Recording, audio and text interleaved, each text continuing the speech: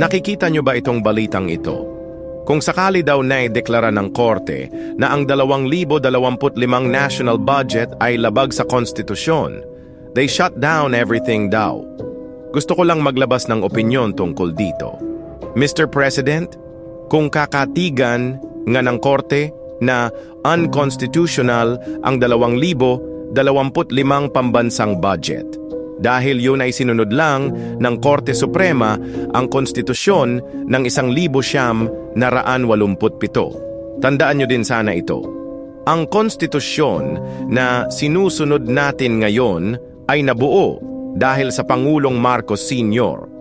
Ito ay para hindi na muling maabuso ang mga batas gaya ng ginawa nila Marcos Sr.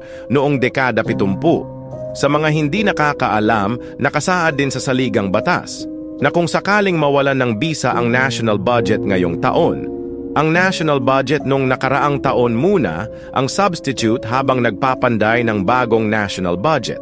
Yan ay sakali lang na mawalan ng bisa ang 2025.